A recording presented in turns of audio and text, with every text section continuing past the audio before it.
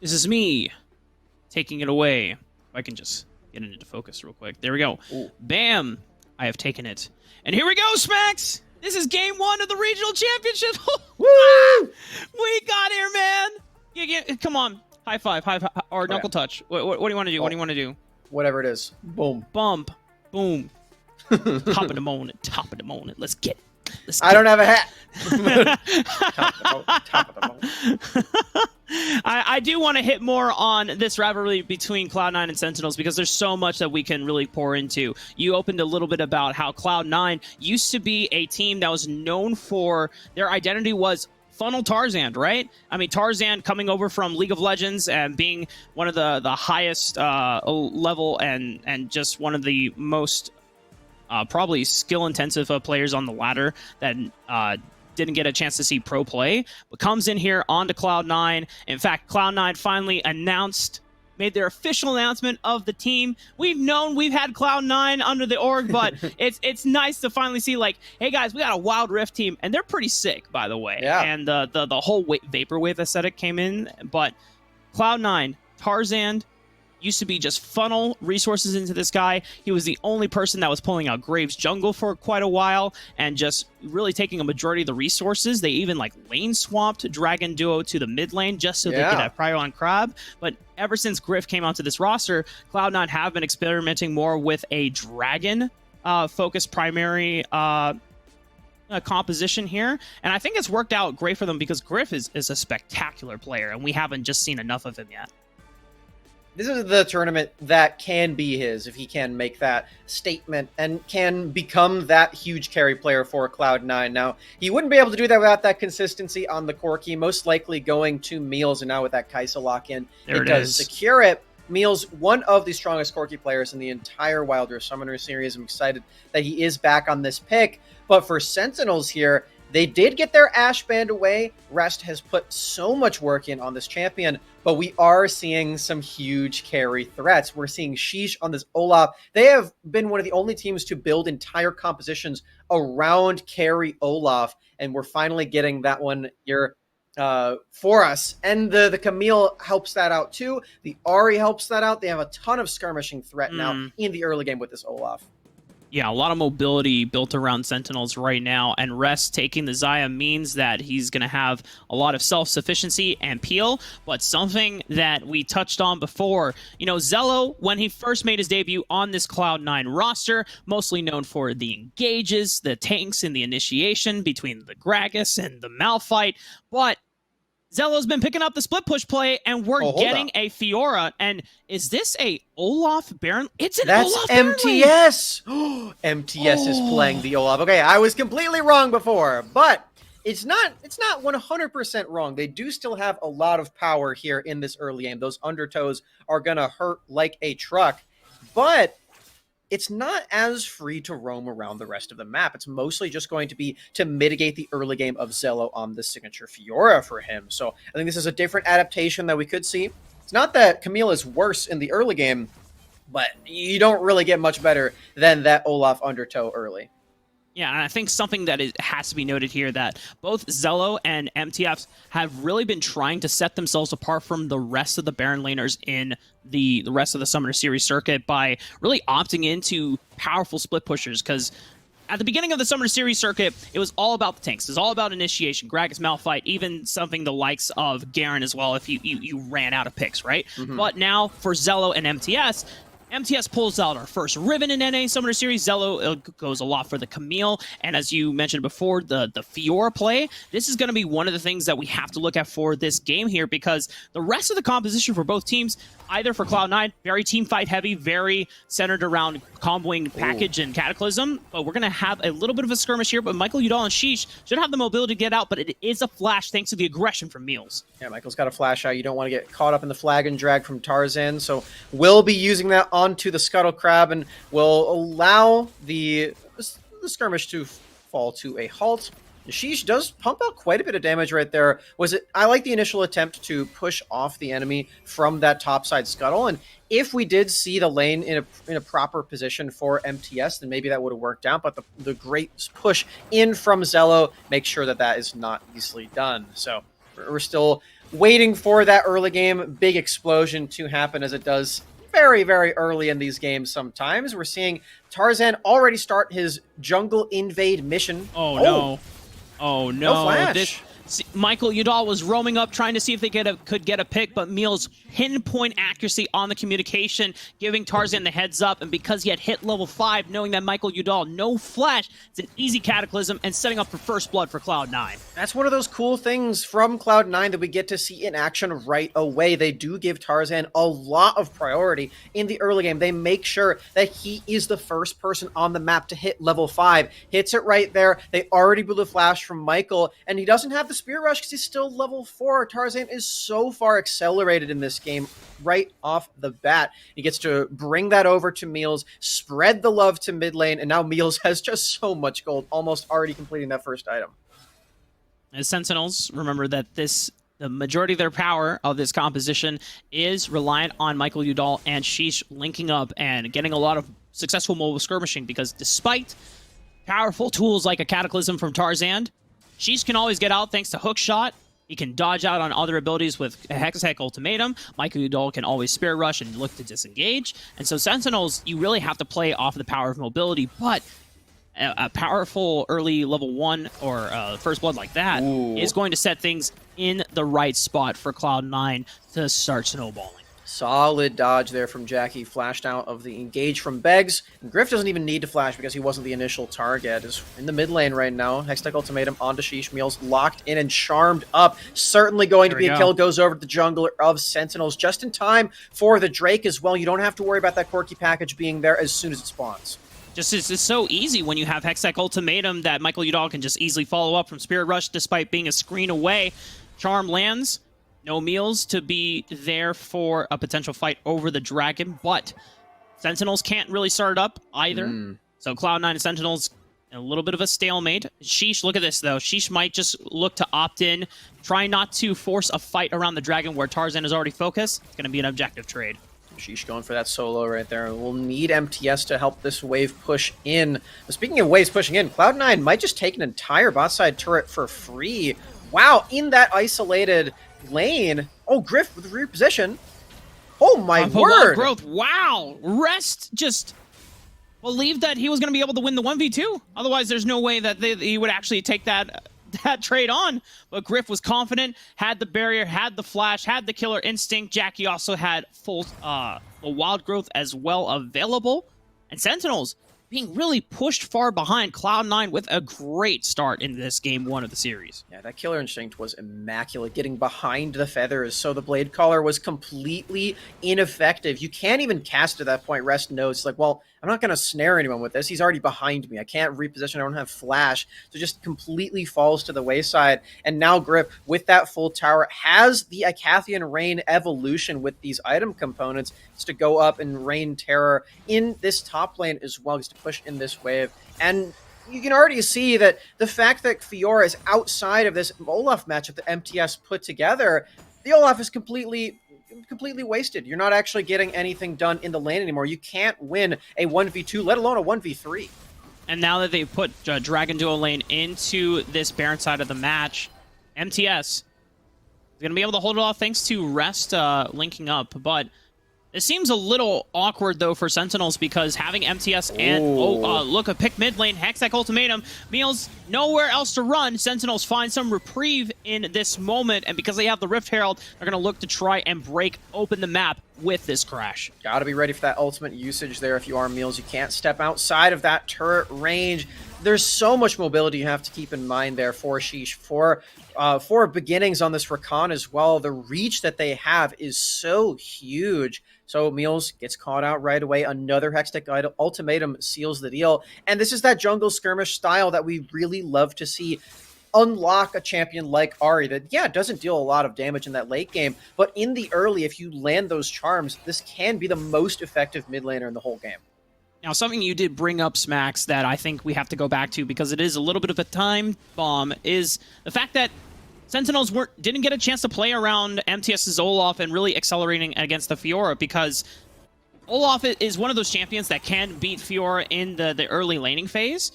but they didn't get a chance to because the way how Cloud9 prioritized playing the map, when they went for the top crab, they bullied Sheesh and Michael Udall off of it, and so they lost control of the entire Baron side of the map. And even though MTS was always itching to try and fight Zello, Tarzan hitting those Krug camps and being right under MTS's wing mean that, hey, if you overextend, I'm going to burn your flash or I'm going to kill you. And so they lost that window, and now, even though this is a solid first item for Olaf in this Death Stance, I mean, this Fiora is just going to get stronger and stronger. Yeah. And so now at this point, Sentinels are just relying on skirmishes and picks.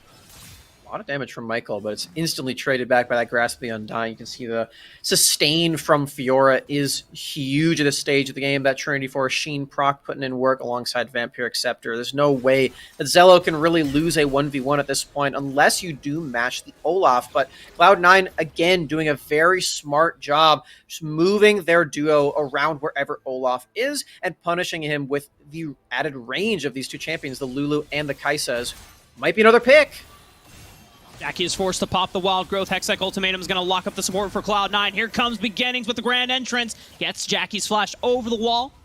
The rest of Cloud9 will be safe and fine as Michael Udall trying to split against Zello's Fiora, trying to hold the line here at the second tier turret.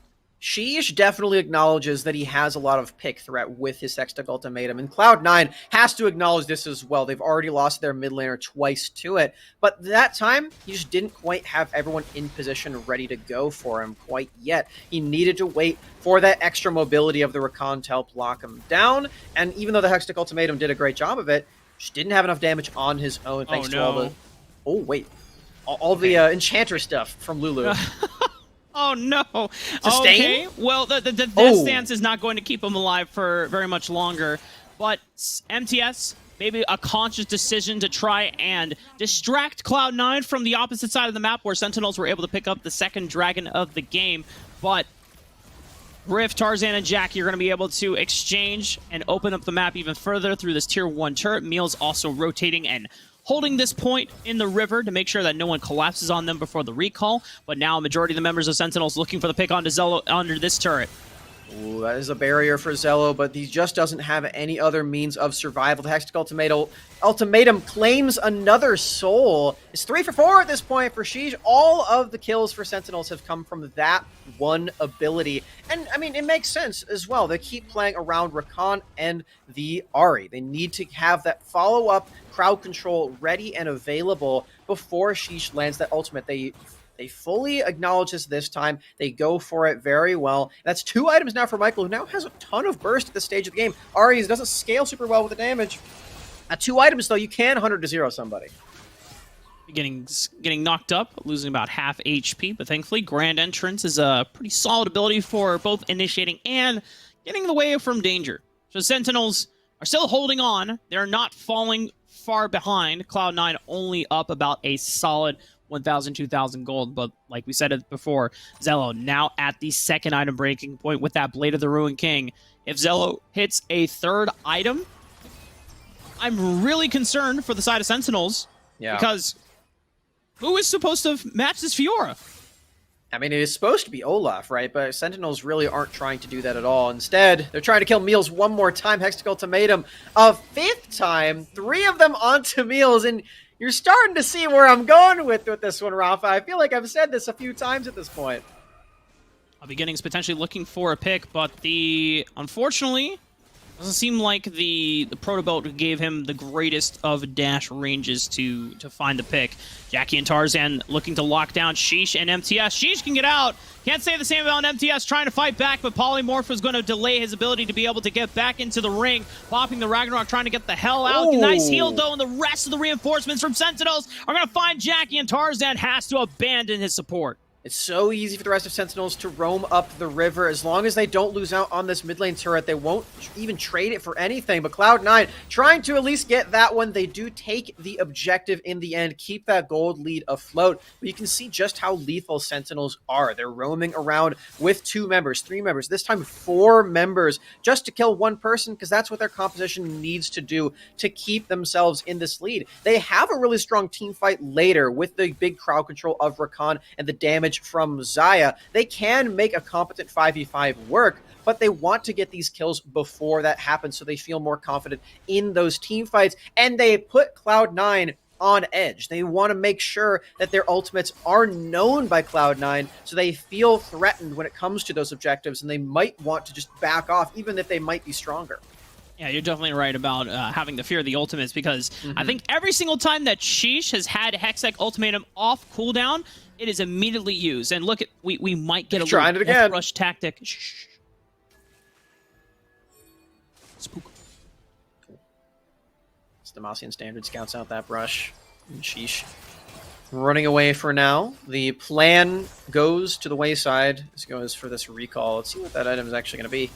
That's a... Oh, he's got stasis now. Very solid. It always jars me when I see the Zonia's icon on something like a Camille, but very effective here. You get more survivability when you dive in with a Hextech Ultimatum, and it allows for so much more plays, like perhaps this one. Look at that. He has Hextech Ultimatum. He sees a primary target onto Griff, but Griff is able to escape thanks to Barrier and Flash, but she's just still pursuing, looking for more damage, but Jack is able to keep Griff alive. Tarzan with the re-engage lands two-man knockup, but will die for his efforts. Meals coming in with the package. Can he save this fight for Cloud9? Michael Udall already eliminated. There goes Beginnings. MTS and Rest on the run, and Cloud9, despite losing out their jungler, they will be able to take down 4. They wipe the fight, and Griff survives the whole time. Hextech Ultimatum may have been outscaled. So much shielding and extra health provided by the Lulu of Jackie means that Griff gets to survive all of that assassination threat. You get to take a full inhibitor turret in the mid lane, Rafa. You can see that gold lead is completely exploded at this point. They're not going to go for the Drake, though. They've already taken more than enough for them to feel confident in this lead. They can bait this next team fight, and that confidence factor completely solid for Cloud9 now that they've survived this huge onslaught, and a lot of that is because of Jackie's Lulu.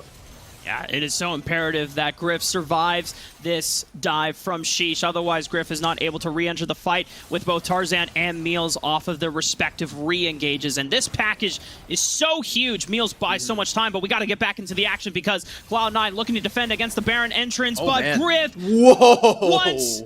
Fool me once, shame on you. Fool me twice. You got no summoners, no ultimate to save you this time around. Sentinels with a great pick, trying to keep themselves within this game, but they're still down 5,000 gold smacks. But this dragon might be a ticket back in it.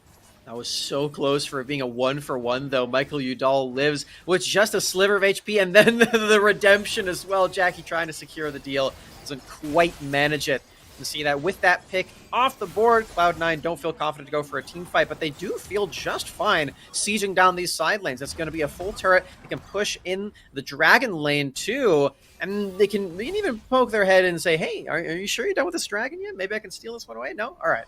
That's completely okay, Tarzan says. He'll go right on back to farming it up.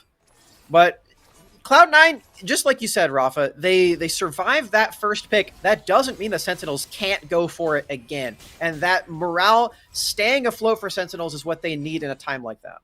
And I think this goes back to what we talked about, Sentinels being one of our most long-standing veteran rosters here. No roster changes since their first iteration back in July of the very first qualifier that we had for the Summoner Series back when they were 30K. Sentinels have had so much growth and development of being able to just put themselves always in such a great mindset. Even when down in deficiencies and disadvantages like this, they're always keeping their heads afloat. They're always keeping themselves in the positive mindset to think that there's always a way to get back in this game. And when you look at the last two objectives, Baron and Elder Soul still coming up, if Sentinels are able to finagle their ways into securing those, this game is still winnable for Sentinels despite the massive scaling advantage that Cloud9 has. You just got to look at those picks again. You have to see, okay, all of our ultimates are available, all of our flashes are available. We have that opportunity. We just have to know when to choose to go for it. When Cloud9 could be caught slipping,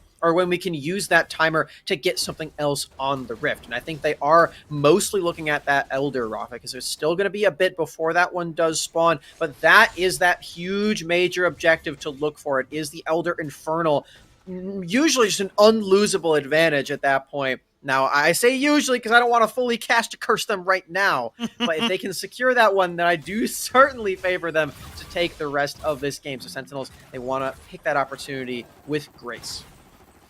And Sentinels are working against a little bit of a map control disadvantage, though, because they never got a chance to take down that bot tier or Baron tier 1 turret. Here it is. They're gonna look for the pick onto Meals. Meals has got nowhere else to run. Stasis is going to time out a little bit of the point, but Grand Entrance is beautifully timed from beginnings. They get the mid laner for Cloud9. They can break open this turret, and now this is gonna allow them to push their vision line further into the jungle quadrants of Cloud9's base. Nearly a full minute that you don't have to worry about Corki's damage or package. Maybe this means they can keep going. Here is the quickness, but the Grand Entrance just falls slightly too short. He got caught up in that wall, so Jackie gets to escape. Was a use of a flash, so they might still have a lot of pressure. Might be enough for them to decide to go for this Baron. Still waiting, though. Still going for more advantages.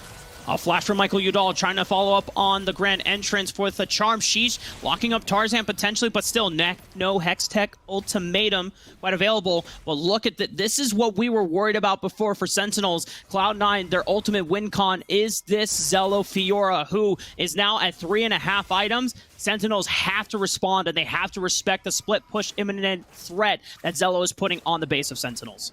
Cloud9 could have thought that the Baron was taken, but I really like that use of the Void Seeker from Griff, just scouting out into the pit, seeing if Sentinels were, in fact, taking that objective. He sees nothing, so they can rest easy and go back to farming up, because if Sentinels were going to go for that, they would have been completely off of vision. They could have actually secured that one, or at least attempted to, in complete stealth, but they don't go for it. They still want to pick their poison for later, and, I mean, it's feeling like later right now. Meals did just pick up the package. There it is. You can hear the puppy dogs in the air. And we've got another fight brewing as the Elder spawns.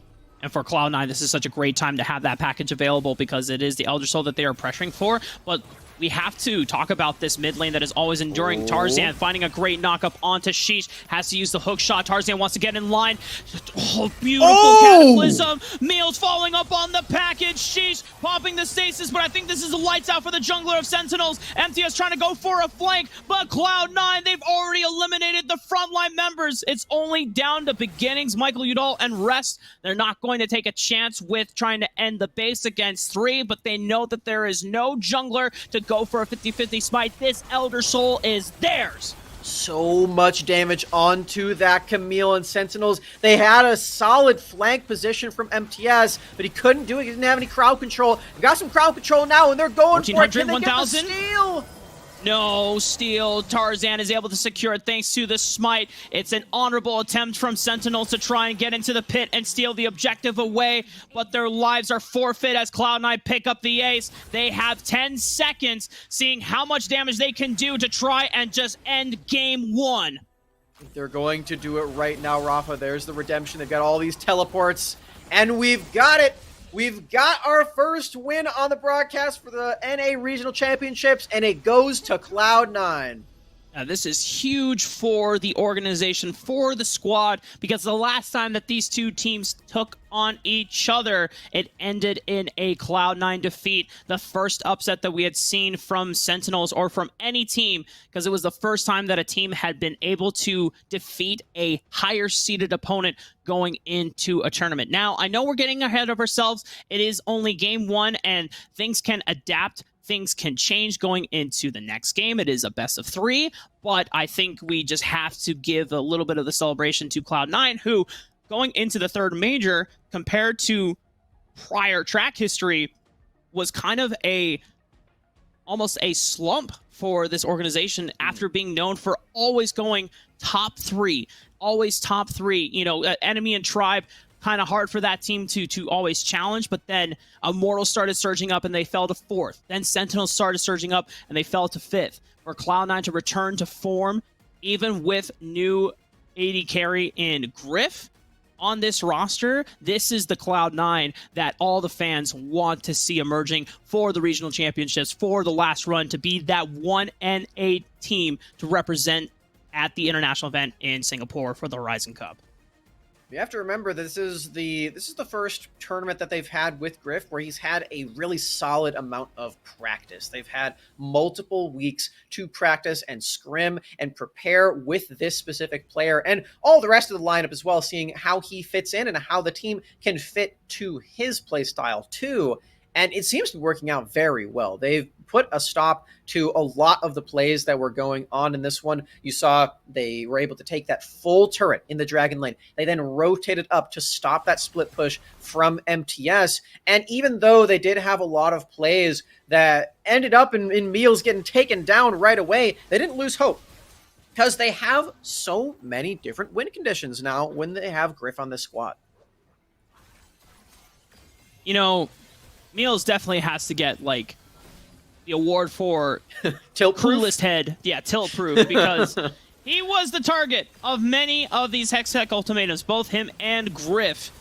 Well, both of the marksmen for this composition, either if they got picked off, Cloud9 said, it's fine, we still win this game, we still are scaling. And I have to say, Zello also should get a lot of credit for this game, because even though that Zello wasn't necessarily the star, he was this ever-looming threat that was just always in the back of Sentinel's mind. It's like, man, the longer this game goes, the more difficult it becomes to deal with Zello in a side lane by oneself. And you saw that as Sentinels were pressuring for a potential Baron play after the pick on Meals, they couldn't. They had to forfeit it because Zello was ready to knock down the other inhibitor turret through the Dragon Lane. And MTS is like, guys, I'm doing the best I can. I've got Olaf. We're past the point where I'm actually that strong against this champion. I need help. And at that point, they have to bail. And Cloud9 are awarded a little bit of reprieve and a little bit of time before they get to that Elder Soul fight. And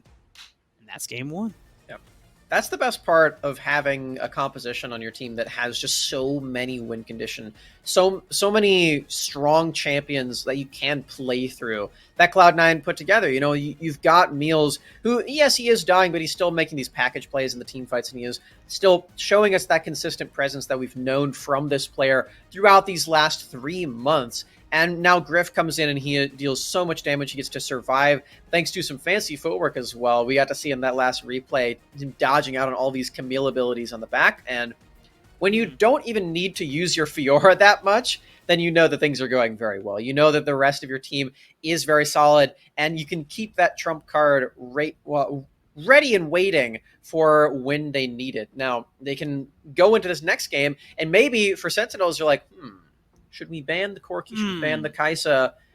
They're probably thinking, well, I mean, Fiora didn't do that much. We don't really need to do that. But that's where you might be wrong. Maybe the Fiora comes through, and then he just pops off, and it's the same performance that he had before, but they can rely more on him because he's on that comfort pick. You know what, Smacks? I think we gotta pose and, you know, just simulate what Sentinels are doing for this next draft. Just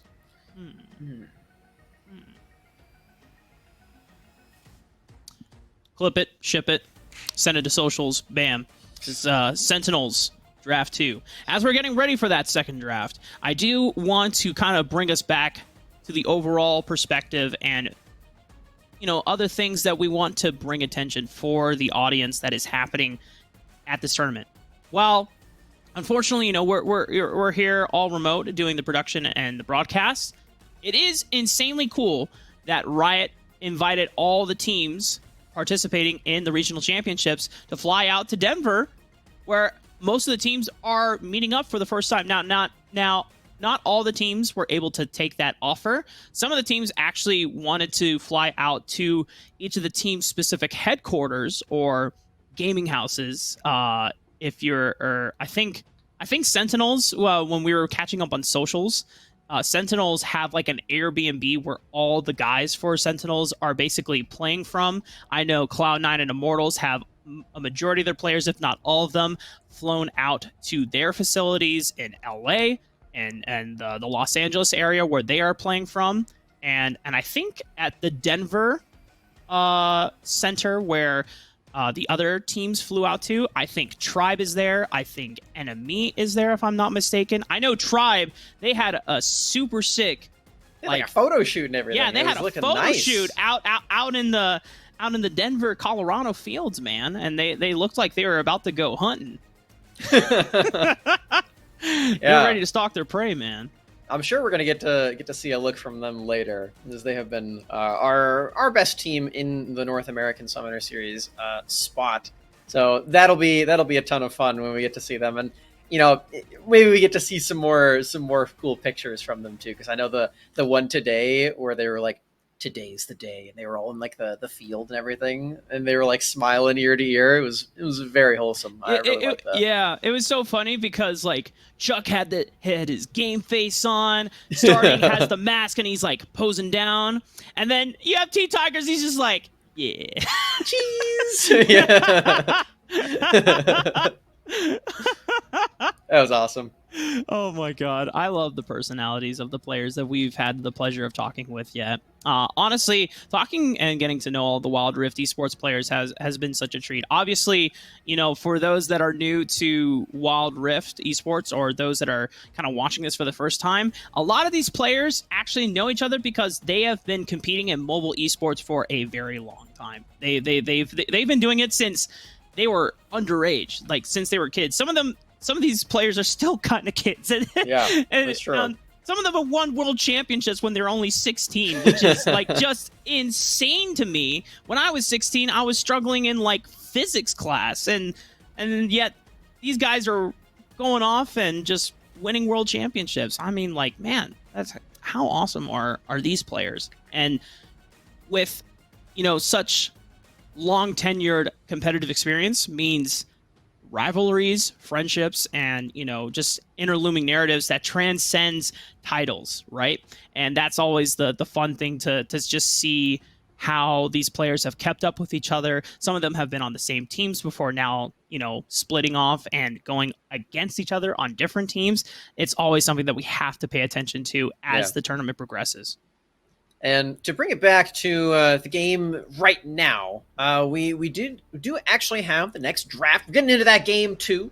Cloud9, of course, one game away from progressing further into this tournament. And as we said at the top of the day, shout out to our lovely host, Charmer. This is double elimination bracket, so whoever loses in this best of 3 will still have another chance to make that Cinderella run and go all the way afterward, or at least play one more series. At the very least, they get to go for one more. So we got some more action for all of your favorite players and all of your favorite teams who may or may not have very cute photo shoots out there in Denver, like we saw on Twitter today.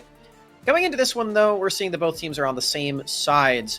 And for Sentinels, we were really excited about the Olaf pick for them. They've played around it very well in the jungle. And while I did like the counter pick into Fiora, it seemed really uncomfortable to me. Just off of the one game sample size, it didn't actually end up working out too well in the isolated lane matchup, mostly because Cloud9 played around that top side very well. Yeah. But then it didn't get to interact with Fiora very much, and the flanks weren't as effective for MTS because this Olaf champion doesn't have any crowd control. You can't actually effectively be a flanker with just damage usually. So, I mean, you can. But if you're 1v5 and you don't have something like a Guardian Angel, then it's really tricky. You got to be insanely ahead, and that was the game plan, I think, coming out from Sentinels, that Sheesh were they were looking to play towards the top side of the map. I mean, you saw how every time that Michael Udall had a wave shoved in and had a slight roam opportunity, he was always cheating towards the Baron side of the map. Sheesh also trying to play for it, but the fact that Tarzan and Meals were able to bully off Michael Udall and Sheesh, and they caught out Michael, burned the flash, it made it very, very difficult and very dangerous for them to contest Scuttle Crab over there, and that just forfeited the Baron side of the map over to Tarzan's control. And MTS, at the point where he does want to fight Zello, he can't because Tarzan is in the area, and then he can get ganked. Either will lose summoner spells or lose his life, and then the plan just goes down the drain for Sentinels. Speaking of Sentinels, they have so far decided to forego the Thresh ban. That was one of the ones they went with. It was still Varus, still Renekton. They've already shifted around that order, though, which already says to me, hey, maybe this Thresh one will fall through the cracks, and maybe we do get to see Jackie's Thresh. As we do know Sentinels did just lose that game. They probably want to make sure the Cloud9 takes at least some sort of shift because, I mean, you saw that goal graph. It was pretty one-sided. Cloud9 had a really solid grasp over it. Still on blue side, they really don't have to adjust all that much. And they're not changing any of the bans either. They want to remove the same set of champions away from Sentinels. Yeah, multiple marksmen just taken away, which is why we went down the kind of the tier list of marksmen available. There's the Corki ban, though. Yeah, and now this does open up the Thresh. This is something that Jackie has prioritized a lot in the past and has actually made work out pretty well. Because I know that as a Thresh aficionado yourself, Smacks, you were very adamant that going for death sentences was a trap. You should not just throw them out because it is a hard skill shot. Jackie made it look like a point and blank. Yeah, so I want to defend myself just a bit because Jackie taught me something about Thresh. I did not know that you could start your death sentence channel and then flash in the middle of it to reposition it in this game. I did not know that. Jackie's gameplay taught me that I can do that. So that's at least something. Jackie, clearly a better mechanical player than I am, obviously. That's why I'm talking about it and they're playing. But it was really eye-opening for me, and I think that is one of the reasons why I'm so confident in Jackie, because I've clearly done a lot of research in this champion. And while they aren't going to first pick it quite yet, they want to deny away the Camille pick because it is a solid flex. They still have that opportunity, and I don't think Sentinels are going to be too keen to steal away Thresh. Sentinels now opting into the Fiora time bomb themselves, and I'm pretty sure, especially after game one, even though we have seen Fiora jungle over in different parts of the world, mainly I think it is a SBTC pick for the Vietnamese region. And a solo queue pick for everybody else for fun. Yeah. Jungle Fiora definitely, I don't think would be the shmoo from Sheesh. I think he'd rather have the Olaf, as he has popped off many times before. But Cloud9, there is the trademark Tarzan Graves. Going to be trying to scale up in this game. Does not give you a lot as much early agency as things like the Jarvan. But if you get passed into the mid game, Graves just starts becoming a secondary damage threat, and now this really opens up the board for Cloud9 to splash into different champion archetypes here. You can really go for some strong initiation from the dragon side of the map, or maybe even look for additional magic damage so that Tarzan is the only one of the few AD threats on this roster.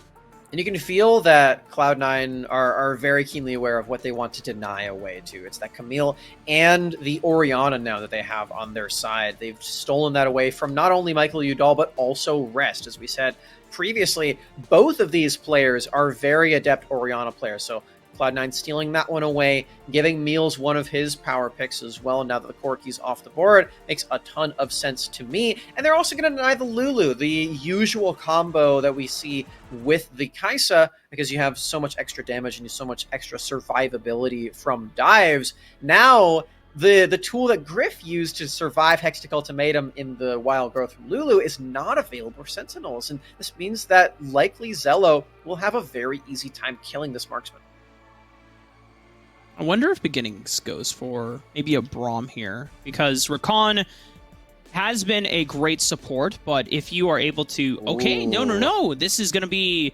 I'm pretty sure Gragas support at this point. Now, Gragas started off primarily as a Baron laner within the NA scene, but I think after taking notes from both EU and the Eastern regions, they've realized that Gragas is definitely a powerful support champion as well. I mean, you can, if you were to pair it with Senna, which was banned this game, you could funnel a lot of resources, and then you can have the flexibility of letting Gragas be a little more on the damage side, like Rod of Ages, and then just investing fully into AP or even a hybrid tank build. But because this is a support income, it's just going to be a full tank Gragas, but he has great displacement skills, great initiation as well, something that Sentinels desperately need to pair alongside the rest of this skirmishing composition. Skirmishing is that name of the game still, though. You have that extra crowd control, you have that extra damage, but it's coming from support, so it's lower budget, and the rest of this composition is very built to kill one specific person, as typically is what follows when you draft Ahri on your team. You've got quite a bit to worry about, though, I feel. The champions on Cloud9 squad are not so easily bursted down, especially now that Jackie is on that Lulu again. You've still got the safety for all of that champion and what it provides to the team, but everyone else is quite bulky as well. Lots of shielding from both Orianna and Camille. And I mean, the Xayah goes untargetable, so. Dude, the rest of the Sentinels were just zooming. Get me in there. They were ready to look for some aggressive vision. Tarzan getting a solo start on this red buff, which definitely can. Graves, every time you auto attack, you push back the camp, and if you kite it well, you basically will not take any damage or minimal damage. The rest of Cloud9 were able to get an aggressive ward directly on that blue buff and Gromp, so if they see or spot Sheesh going for a full clear, they're going to know well ahead of time. But more than likely, Sheesh usually, as something like an Olaf, wants to go for a red buff start into multiple AoE camps. And I wonder there could be a possibility where Tarzan, as Graves, not necessarily someone that wants to opt into early fights, but wants to just power farm and could look to potentially steal away some resources, or maybe he'll just look mid lane smacks. Could certainly happen that he goes and steals away some camps. It's not every day that you get a champion that wants to do that against Olaf, but Tarzan is not only a champion that wants to do it, but also a player, as he has been known for going for so many invades and the team following up as well. Dive could throw a wrench in the plans, though, as the Sentinels bot lane is still only level 2. Beg, you might have to flash out of this one, does decide to do it. So much damage nonetheless, and you probably are going to see a recall out of both of those players. Now, you saw how committed Cloud9 were to the dive as soon as Tarzan not only comes in to help Meals push the lane, even spiting the cannon saying, dude, we gotta go. Our time window is running out, and they're going to look for the redive again, not giving rest any rest. No pun intended, and that is first blood for the shotgun man himself in Tarzan. Hey, remember how I said that they probably should have recalled? Yeah, I was not kidding. There is a huge chance of a redive happening, especially if you go for a staggered recall, because Beginnings doesn't arrive in time. He doesn't have that extra belly bump to knock you out and keep you away from his marksman. So Rest gets taken out for that first blood. And look how much damage they've already pumped into that bot lane turret, just like before. That's funny stuff. I could imagine that Tarzan was just slightly frustrated, just like, oh my gosh, it didn't burn down. I have to stop my recall for this. Oh my god. Okay, 5 seconds. Pain. Now going back though, Cloud9 once again opening up the game with first blood, getting resources onto their jungler. Kind of going back to a little of what Cloud9's whole playstyle and identity used to be about. This play for Tarzan, you have an enchanter. Meals, despite being more of a burst mage, can always put the shield on Tarzan as well to give him an extra durability power in these fights. And then Zello is gonna... Smacks, I just realized that Zello's not running Flash. This is Barrier Ignite Camille. Indeed. I mean, you got a lot of mobility, so not a whole lot of reason compared to other champions to run that flash. Does make it more difficult for you to get into that backline and might make it easier for Rest to survive the Hextech ultimatum that we saw be so effective previously for Sentinels, but it does allow you to have a lot of extra laning power. You can go for those 1v1s with a lot of extra damage swing in that regard because you have that extra barrier that MTS doesn't have, so your health pool is just that much larger. Cloud9 doesn't really mind too much about that lane quite yet. They're playing more around this dragon lane. I think this is so interesting because previously the main thing that changed here is that Tarzan is not playing the Jarvan anymore. He's playing Graves. Wait, hold on. Okay, more ultimates just traded. Yeah. Well, yeah. Killer Instinct gets the wild growth away from Jackie. Sentinels are trying their best to defend this turret, but it's just one more auto attack that will blow it down. First brick acquired for Cloud9, and all this pressure, all this priority towards the dragon side of the map will allow them to net this first dragon. It's an Infernal one as well, giving them extra scaling power. Wait. Okay. No, not stolen. Not stolen. I was slightly scared for a second. That would have been heartbreaking for Cloud9. Kind of funny for Sentinels. But they get this first crash in the mid lane. Everyone's on a reset. So Sentinels are going to be able to trade back a turret in exchange. Usually this is a more important turret too. You can start to creep into the enemy jungle with this mid lane turret down. Most notably this Raptor camp that you can already see Beginnings is looking to take away. It's some wards down. Of course he is the support. Gragas doesn't have a lot of ways to take that one now. Doesn't even have any ability power quite yet, going for the Thimble Winter.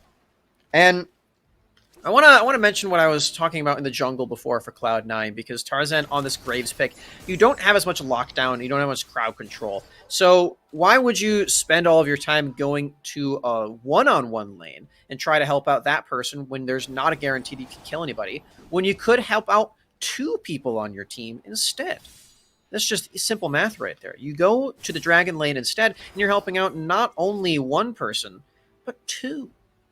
Are you following my math here, Rafa? You know, I'm putting it together. However, we got a nice pick on the Griff. Flash away. The explosive cask, not quite in the direction they probably wanted it. Oh, definitely not. Griff being able to pull back all the fellas on that blade collar, and Cloud9 just say thank you for the 2 extra kills. Flash away from Michael Udall. He knows the limits of that Orianna champion very well, but the rest of his team is already dead, Rafa. And just as you mentioned, Beginnings, not quite the execution he was looking for on the barrel, knocks his target out of his own range, and Griff gets to survive. He even gets to reposition his own feathers right there. Very helpful for him to do. And alongside the use of that ultimate, this is proving to be a very difficult champion to take out on this Xayah here for Griff.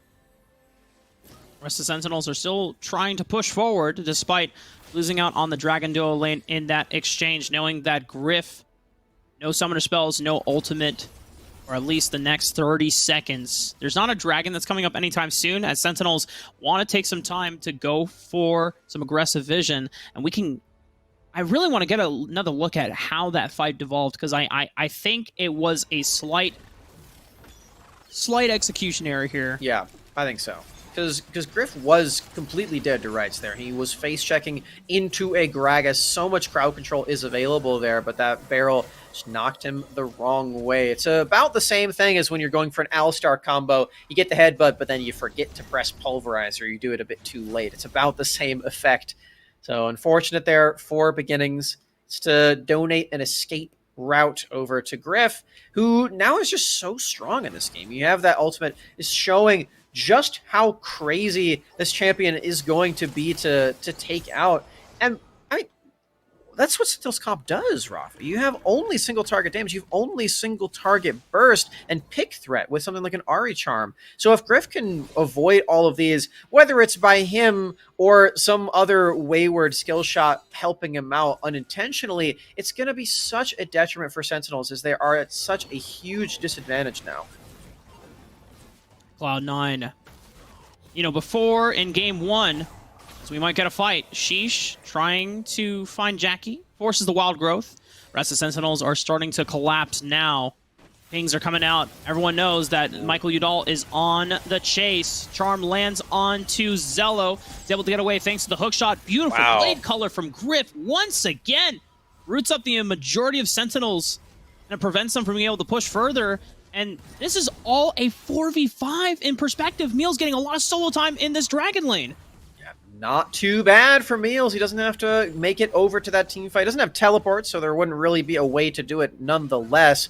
But all of this pressure in Dragon lane continues to mount up more and more and more. More gold going over to everybody on Cloud9. More opportunities to breach the enemy jungle and take all of their camps away. And more moments where you can drop this vision down and set up for these objectives. Cloud9 already has that first Drake. It's giving them more damage. They are going to want to stack up for this next one as well. The Ocean already alive. Sentinels are here first, though, and Cloud9 might need to give this one up after a really solid dodge from Jackie there.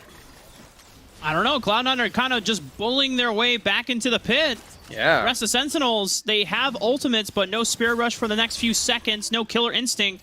So Rest really has to be careful. Michael Udall trying to proto forward, looking for the first charm. Zealous Spirit Rush available to Explosive Cast, tries to propel Jackie right into the rest of the fight for Sentinels, but the rest of Cloud9, they're piling in. They've got them into this choke point, and just Everyone from Cloud9 is just rounding off Sentinels, providing them no reprieve, no chance to breathe, and everyone from Sentinels is just trying to run and get the hell out of there, but you cannot escape. Meals, one more on attack. Not going to be the end for Michael Udall. Battle but Lulu, the rest go of get him! Sentinels are going to fall at the wayside. A dragon picked up, and Cloud9 propel themselves even further ahead. No, I thought Jackie was going to go for it, but not quite going to do it. Everybody on Cloud9 playing this fight so well, though. I want to watch what Griff actually is capable of in this team fight, though, because it feels like he was just a ghost, just spreading all throughout this team fight, shredding everybody with these feathers. It didn't even seem like anyone was able to catch him out, because look, he's just playing in the front line. He's getting all of this damage out, and nobody's able to do a single thing about it, even flashing forward, trying to clean up that kill onto MTS, and does so. You gotta do something about this AD carry, man. He didn't even need to ult in that fight. And you know, Smacks, I think something that we also have to bring up, because the way that Cloud9 are just destroying Sentinels on the Rift right now, I think goes back to... well, Michael Udall actually finds a pick with MTS on Zello. A little bit of a relief for Sentinels. But for Cloud9, I mean, this is a team that they had what many consider would be a disappointing finish in the third major, being upset by Sentinels, and, you know, no details, but there was a lot of... How should I say this, Max? There was a lot of talk from Cloud9 about that they weren't in the best position to play at their fullest. And they claimed that, you know, come regional championships, when we're all together, when everyone is on the same server, that Cloud9 are going to be able to perform at their best. And, I mean, if this is how Cloud9 are going to play in the rest of the tournament, I think they're bringing the point. But just as I say that, Sentinels, they're still not down without a fight. Griff getting picked off here. Jackie also picked off. Man, did I just cast or curse Cloud9? You absolutely cursed him. We're watching the replay of Zello getting killed, and then both of the Dragon Laners get killed into Tarzan a potential Baron. Watch this. Oh, does he? Does Tarzan steal them? No, he's over the wall. He's flashing in. He doesn't get the smite. Sentinels secure it with rest auto attack. They're going to get wiped, though. A double kill already for Tarzan. Can go into this Raptor Pit, heal up some more. Can Michael survive? Looks like he can. No kills for Sentinels, but a miracle auto from rest secures the Baron. That could have been really bad for Sentinels off the back of a series of miracle picks, trying to keep themselves afloat in this game, but they're still down 8,000 gold. Smacks Cloud9 definitely in the lead. Now, the time bomb in this Fiora for MTS is still making their ways through this game, and if Sentinels are able to stall out the game for another 5 minutes, MTS can work towards what I believe is either a Sterix or a Death's Dance. Just trying to make themselves unkillable in the 1v1 against Zello, and trying to put pressure on the Cloud9, similar in the manner that Zello did in Game 1. Tarzan has so much damage and movement speed here too with Lulu and Orianna buffing him up. He can push forward with all of his auto attacks. Doesn't end up getting in range though. Beginnings uses the ultimate to push him out. Not available is the Gragas cask anymore for the dragon fight that's coming up right now.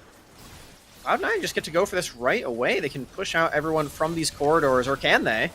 Sentinels, body slam flash, rest following up with the killer instinct. Shockwave is huge from Meals, but it's going to turn things around for Cloud9. And off of what it seemed like a good engage from Sentinels, Cloud9, they're just slapping the enemy team with their wallets. They've got the better stats. They've got the better items. They claim the third dragon. No need for a Baron, despite it being taken by Sentinels, because Cloud9 are the ones with the majority of the members on the field. You can see exactly what I'm talking about with Griff in these team fights now, can't you? This guy is just running through completely untouched. He does have to use his ultimate this time, so there is at least that. Sentinels forced his hand, but just like that one movie. All that for a drop of blood, Rafa.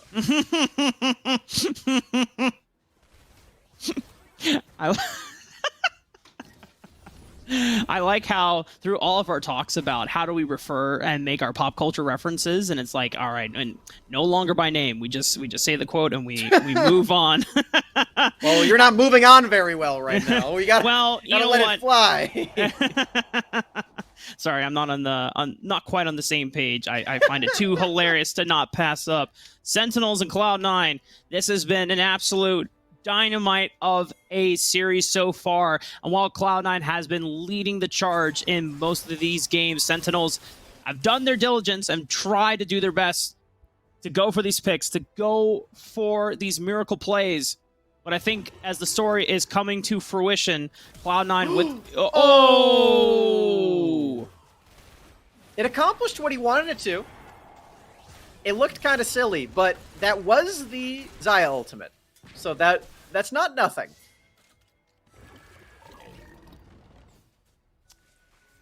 Sentinels still holding their heads high, trying to keep themselves in this game. It is going to be very difficult, though, because they are down 13,000 gold. Cloud9 have 3 dragons. They have the scaling advantage on their side. Oh, man. This Baron is being burned down, and there's nothing that the rest of Sentinels can do because half of the members are doing the Baron. The other half are playing goalkeeper. Yeah. This Elder Soul is coming up in a couple minutes as well, Smacks. Super smart positioning there for Cloud9. I really love that, where you're only keeping the 2 members that are dealing all this damage in the pit. You have so much lifesteal from Tarzan with the Bloodthirster. Then on top of that, the Lulu shields are coming through from Jackie just to make sure that Tarzan is never under threat. Because Baron does deal a ton of damage. You got to be really careful about that. But Cloud9 keep everything that they need to go for this one, and they push their members further into the jungle just to scout out whether or not Sentinels are even going to attempt to stop it. And they can't. They can't do anything except for maybe blow the Xayah ult again.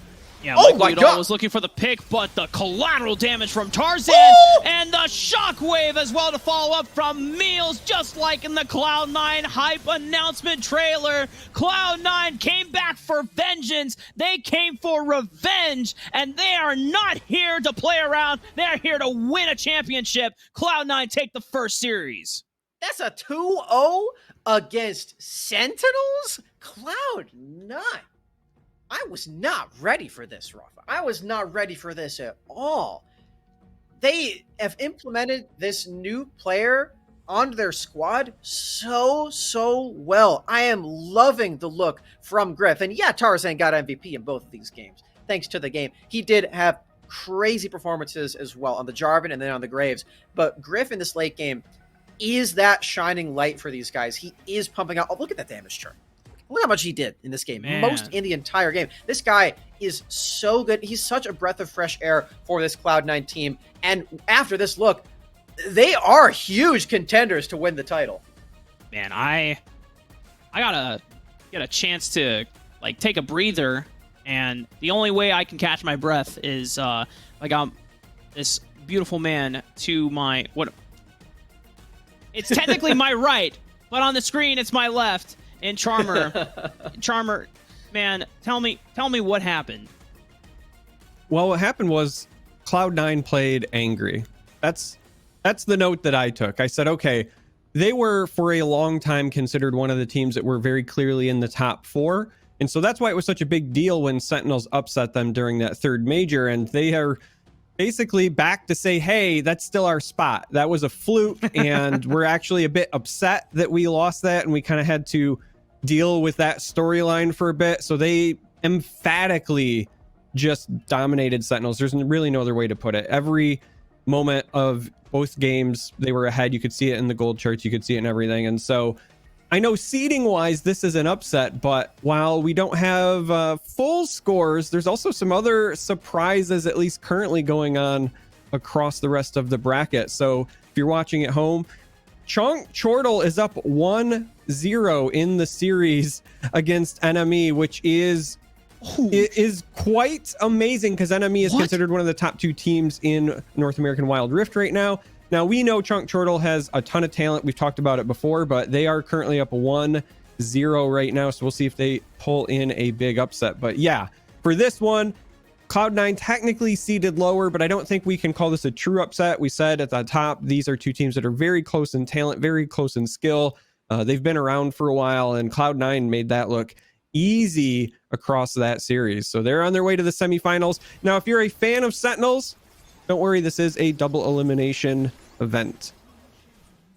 For Cloud9, I know you're putting it lightly. You're saying that it's not really an upset. I was definitely expecting Sentinels to win this. I think this is an upset for what my expectations were, because I was really impressed by the growth that Sentinels provided to us on the broadcast for the third major, and it really did feel like they were at peak form and they were only going to get stronger from there. But I just want to reflect this one more time.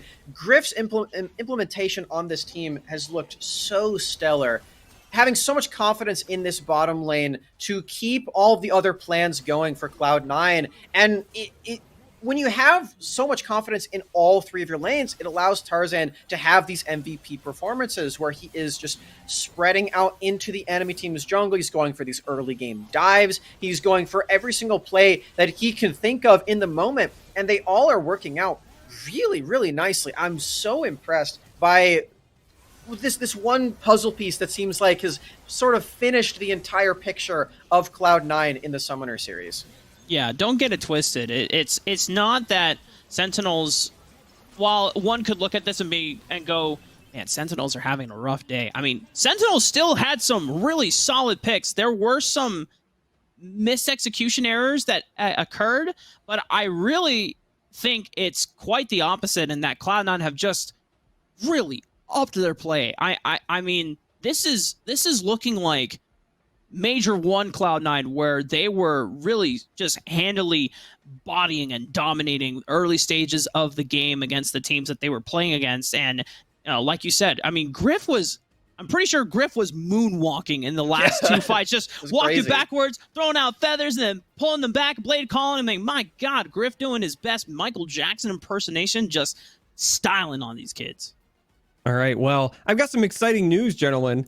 We are going to be going to a short break, which is never too exciting. But when we come back, we're actually going to be watching Game 3 of that Enemy and Chunk Chortle series. They are tied at 1-1. It just came in. So we're going to take a short break. And then when we come back, we're going to dive into what could potentially be a massive upset. So don't go anywhere. More Wild Rift when we return.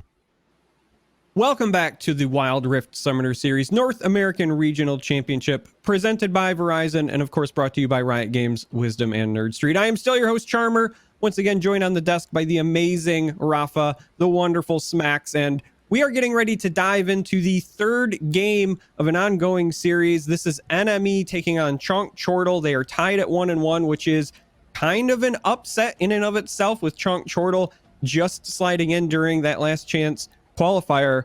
Rafa, what are we looking at here between these two? The fact that we're at a 1-1 right now is kind of hype. I mean, I know that Smacks and Alk Battery rated Chunk Chortle higher on the power rankings than us, Charmer, but I mean, maybe they knew something that we didn't, because the fact that Chunk Chortle are taking it toe-to-toe with Enemy off of the back of a series where Enemy upset Tribe for the very first time at the Rift Masters Invitational a couple weekends ago. This is really going to throw us all for a loop on who is going to be the strongest team throughout this championship. Now, I think that might be true if Chunk Chortle win this entire series. If they don't, then I think we can probably still rest easy knowing the Enemy are the top dogs alongside Tribe. But I think the fact that this is even a possibility here as we do get into a Game 3 is really cool. And I have been typing up Chunk Chortle for a while, and this team is really impressive and really exciting, as the 7th seed wouldn't really paint that picture as well as I would expect it to. The team has been very, very cool to watch. I think Molly has been the most impressive member on this team, playing a lot of assassins. He's been around for a bit on other teams, but he's brought onto this team and has been super, super cool to watch. He's playing the Diana, the Katarina, the Akali, and you can see the Twisted Fate as well, some of his signature champions. And I really love his mechanics specifically. And against Truth, they both are the Katarina players. So Yeah. that's also just a really cool bit that's going to be going on in this one. All right. Well, with that in mind, we've got 2 Katarina players. We're getting ready to jump into the draft for this game 3. So we're going to see whether it's banned or somebody lands it. Regardless, gentlemen, this is where I hand the broadcast over to you. Rafa, as always, take it away from me. Gotta do the Mr. Miyagi. Ooh. Heat up my hands, and then... hot hand. Bam. Taking it. Boom. We got it in there. Now, one of the interesting things that we just need to get off right off the bat. Chonk Chortle have been playing red side both of these games. Enemy were blue side, respectively. We didn't get a chance to see the bans, but we got a chance to glean at the post-game stats and kind of pages here. Just want to read off. Black Camel played Jax Jungle in the first game, then Graves Jungle in the second game. Molly had a fantastic Ziggs performance in that game 1, where they upset Enemy. And then Enemy have been running really kind of just bread and butter standard compositions that they are used to. Jarvan, Lee Sin, Corki, Xayah, Nami for the game 1, and then game 2, Fiora, Wukong, Corki, Xayah, Nami again. So in fact, the mid laner and the dragon lane duo has been consistent for Enemy. And now that Chonk Chortle on the blue side of the map, I wonder... oh, there's the Corki ban. Going to remove that one away from Enemy. There's still a lot of priority that we can expect on this Nami, I would imagine. I feel like both of these players are very keen on picking that one up, and it very well could have been the first pick in both of those games too, as we did see blue side had the Nami in both of them, and it did go over to Enemy. So we get into the rest of this. Still no Katarina ban. Okay, well, I should have just waited a couple of seconds and then it would have come through. Enemy are going to remove that one. Yeah, you were ready. You're like, there's no way it gets through. I'm right? sensing the Katarina. It's coming. Chonk Chortle, last couple of bans. Corki already being the adaptation that was pulled away. I wonder for Enemy if they took the Ziggs away last time when it was up on the board for game 2, or if Molly just opted in for the Akali specifically for that game. Renekton is still a pick that can be contested as well, as Nami also facing a ban from Enemy, and there's the Ziggs ban. Yeah.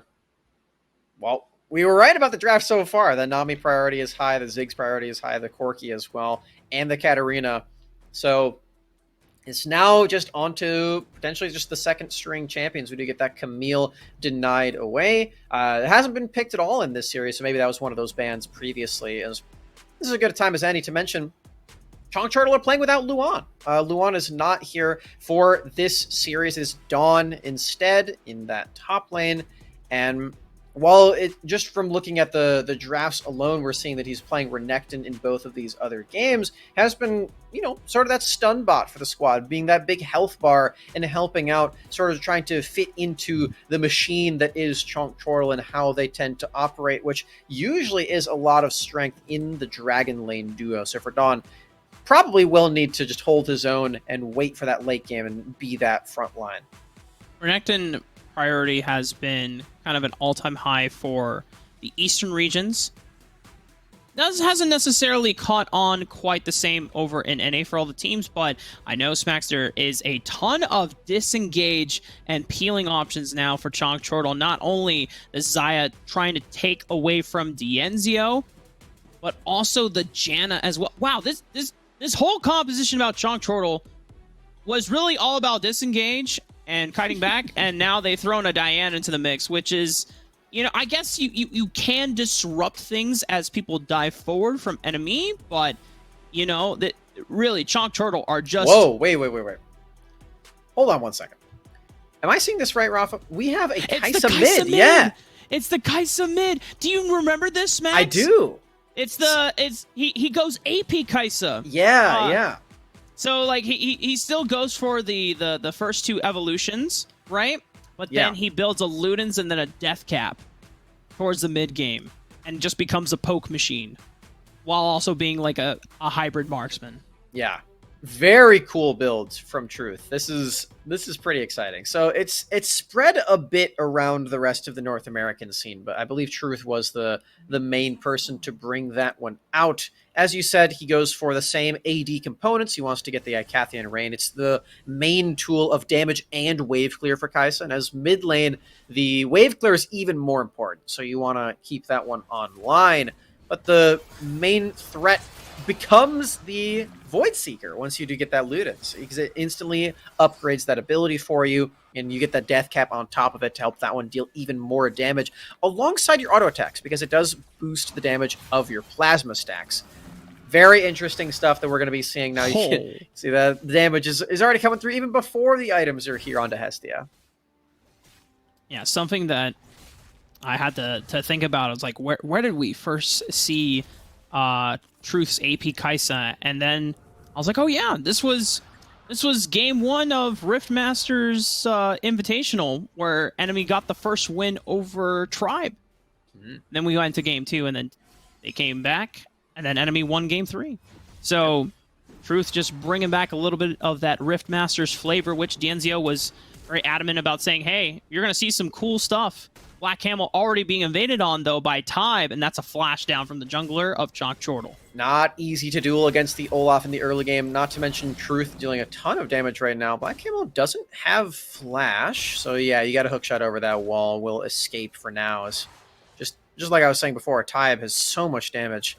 He's wrapping around one more time, even. Wait. He doesn't want to leave Black Camel alone. At this point, Black Camel's like, dude, just go do the crab and leave me alone already. Molly tried to disengage from them, but now has to be a flash burned as well as a potential barrier had that Void Seeker connected. Meanwhile, on the top side of the map, Dawn and Alui Ignite have been burned. Dawn didn't burn any of their summoner spells, still maintaining the barrier and the flash. This is already a super tense game. Yeah. Health bars are really low. I mean, this was one of those things that can only happen in a game 3, or the last game of a series, I should say. It's Dienzio. I think he's dead right here. Flash and barrier used time. Going for another early gank. The Janna Tornado goes the other way, flashing forward with the X. Oh, the root doesn't quite connect from Selma, though. He got to back away for Enemy, and again, another situation with just 100 HP. Smacks, everything has been so close. So many summoner spells have been used at the very last minute. Chonk, Chortle, and Enemy really just testing each other's limits at the moment, as Black Camel is level 5. Truth is only level 4, but he's not necessarily in a position where he wants to cast the Hextech Ultimatum quite yet. Just looking for some counter jungling. And at this point, you can tell that this has been a very tough series for both teams because of how much pressure and tension that has built up without any real kills yet so far.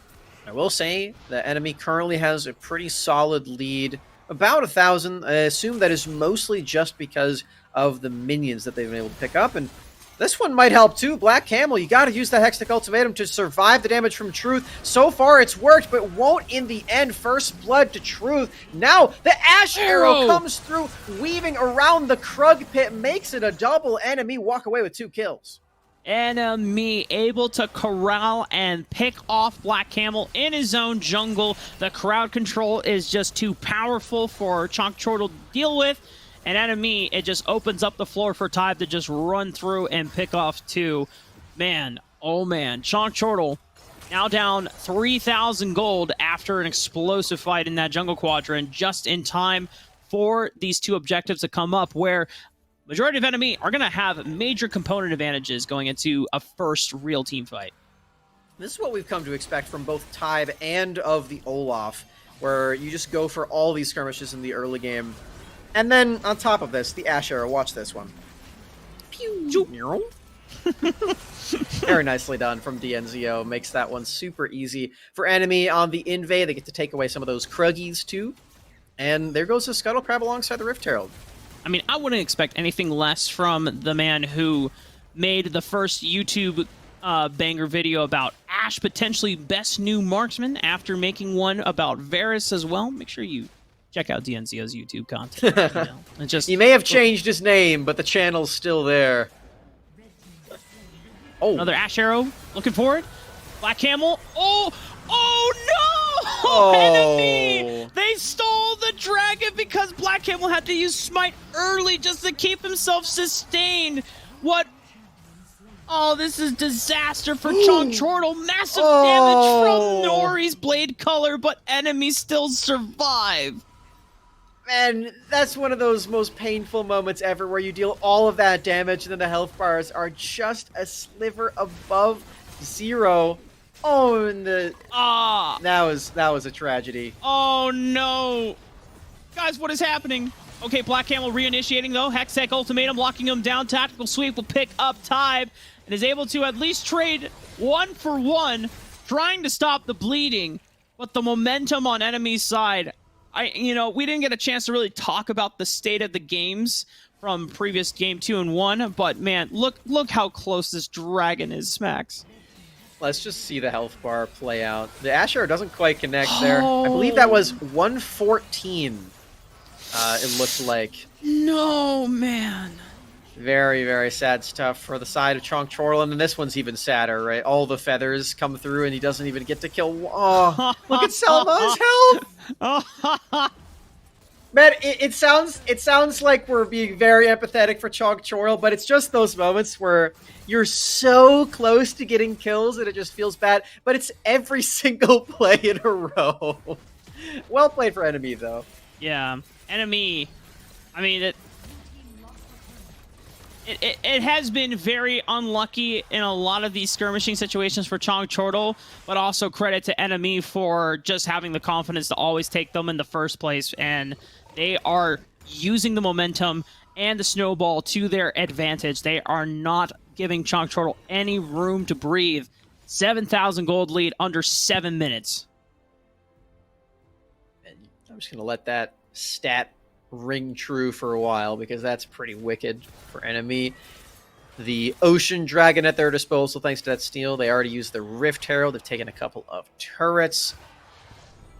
And it's good at this point to acknowledge that this is a Game 3 situation. Chong Chortle have put up a really solid fight in this one. And based on what we've seen from the Game 1, it mostly did come from the scaling, because it looked like Enemy had quite a bit of kills in that early game, and they brought it together in that late stage of the game. They made it work for them in those late team fights and late game objective calls. So the fact that this is not going their way in the early game might look really grim, but it could still have that opportunity later. Now, Tybe may have burned a Featherstorm from Nori, however, might have to burn their own Ragnarok just to get out of harm's way. Crystal Enchanted Arrow from downtown stops one of them in Hestia. Moonfall, though, from Molly is going to be able to finally put the last nail in the coffin for Tybe there, giving him his second death of the game. Enemy still quite ahead, but it looks like Chong Chortle, they're not giving any room for reprieve. Absolutely not. Nice cast there from Dawn Forces, the Flash and the Barrier from Dienzio, but he doesn't have any other abilities at his disposal. You have to be super careful to not get kited out by the Ash and the Senna. The minion wave saves him from the root, so he gets to walk out of that one, but not without using the Flash and the Barrier. Okay, Chong Chortle still showing that they have signs of life in them despite the massive gold deficiency that they are currently experiencing. But Enemy still feeling very confident about their position in the game.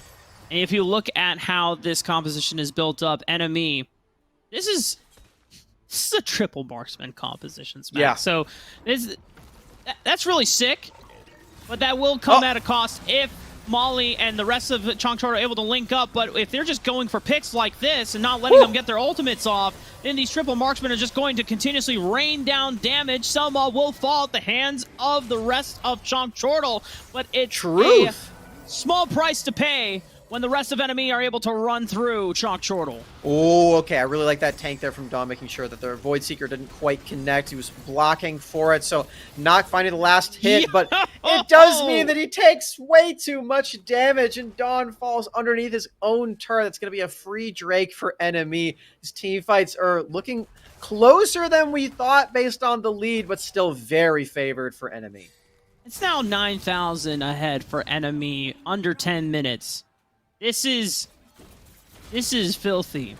I think, you know, when we talked about Cloud9, we're playing a little upset. Based on the way that they just destroyed Sentinels in the first series, I think Enemy are upset that they even gave over game 1. They're like, we just took down Tribe. There's no way we're losing to Chonk Chortle. Can't be losing game 1, boys. We gotta clean this up. I liked the Malphite ultimate there from Alui. It didn't land the knock-up onto anybody, but that's okay. It's a repositioning ultimate as well. You know, you think of that big knock-up. Good save. Good save. That's the it's the second part as well that sometimes is all that you need. It's like a Lucian dash, you know. If Lucian dash also had a knock-up on it, but it doesn't. But it's the same ability if you don't hit anyone with it. You know, I'll hold that thought. Truth.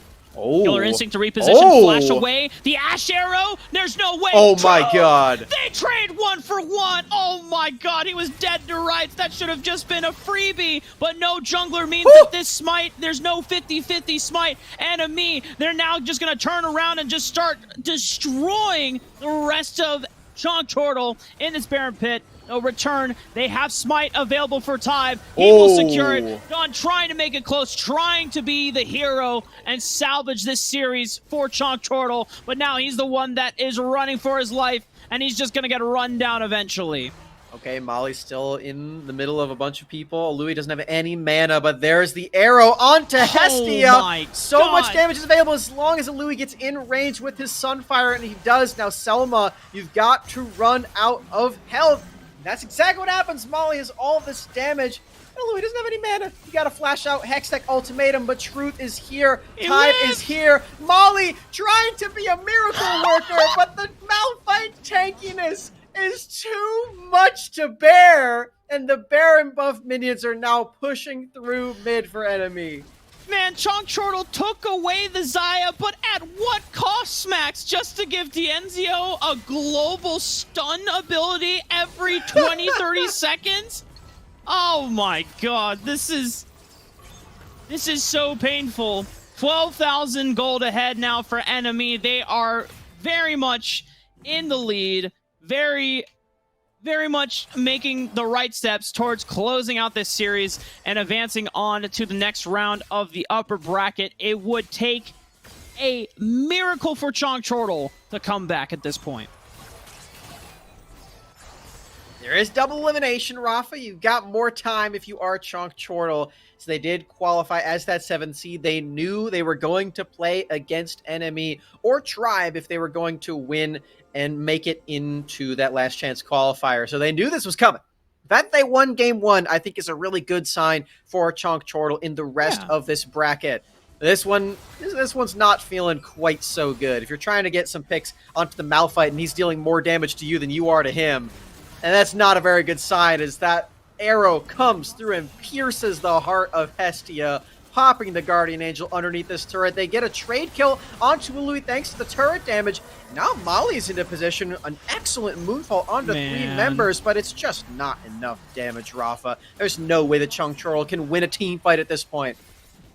I don't know if it's the fact that the Ocean Dragon is giving them a nice amount of Spell Vamp and Omni Vamp, or if it's just the fact that Chonk Chortle, compared to Enemy, they're so poor, they don't have the stats. They don't have the...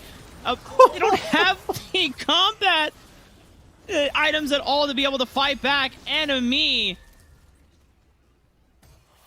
I've been counting the arrow smacks. I'm pretty sure Dienzio has near 100% accuracy rate for these arrows. I don't think I've seen him miss a single one this game. There was the one around where he went around the Drake pit. I remember where he skirted the edge there. That one was the only one that he missed. It's like a 90%. Yeah, it's 90% accuracy rate, which is pretty nuts. Most of them have landed onto Hestia too, so I feel really bad for the Janna. Like that last one, Hestia was just coming out of the base like, all right, guys, I've respawned. I'm stunned. Give me a second. Enemy, 3rd dragon secured. Not only they've had the Omni Vamp from the Ocean Dragon, the movement speed from the Cloud Dragon, but now the extra scaling on top of a triple marksman composition. Yeah. Triple marksman in the late game tends to be quite good, especially if you have support on the team. And they do have support on the team. They've got healing from Sentinel, they've got engage from Malphite, and they've got an extra frontline damage dealer in Hive's Olaf. So they've got everything that you could possibly want from a composition in this late game. And look at all this damage. That's just 2 abilities onto the Xayah. Oh no. Oh no. Fine. Oh my god, wait, Louis is not bothered by the Baron buff quite yet. I think he has teleport, so he can make it if he wants to. Yeah. He He can, there's the teleport right over the wall. This is going to cause very difficult things for Chonk Chortle as they're both split. Louis may have missed the Malphite ultimate, but it got the flash out of Dawn, and it just sets up Truth for the Killer Instinct Molly? as he goes on a spree. Molly with the Moonfall. Can he at least trade no. one kill back? But once again, they're just so far behind. The members of Enemy, so durable, so hard to kill, and they are just putting out all the damage that is necessary to win this series and move on in the upper bracket. Well played for Enemy. This is what we expected from the get-go. It's awesome for Chonk Chortle that it went to a Game 3, but this is one of the best teams in North America, and they prove it to us here in this 3rd game. They get to move on to the next round of the upper bracket. Well. You know, Chonk Chortle definitely pushed Enemy to a full 3-game series, which is, you know, more than maybe what we were expecting after Enemy and what many could consider coming in as, despite not necessarily the first seed, taking the series off of Tribe definitely puts them at contention at their level as potentially one of the best teams or the favorites. But, you know, I think after that game 1, Enemy were just like, all right, no more fooling around. We are taking this series and we're moving on to the upper bracket here, Charmer. Yeah, that's essentially what happened. Not too much of a surprise there in the end, though I will say there was something personally surprising to me. I made a note of it because I wanted to cover it when we came back from the series, and that is Smacks used the phrase repositioning ultimate for Malphite, and I don't know if I'll ever forget that. I just want to make sure that that is called out, that we have somebody go back and clip that. It's never been done before. I don't think it will ever be done again, to refer to the Malphite ultimate as a repositioning ultimate. That's one of the features of the ability. Sure. Okay. All right. Yeah, fair. But I mean, with that in mind, with that out of the way, I just had to revisit it. We've got some great news.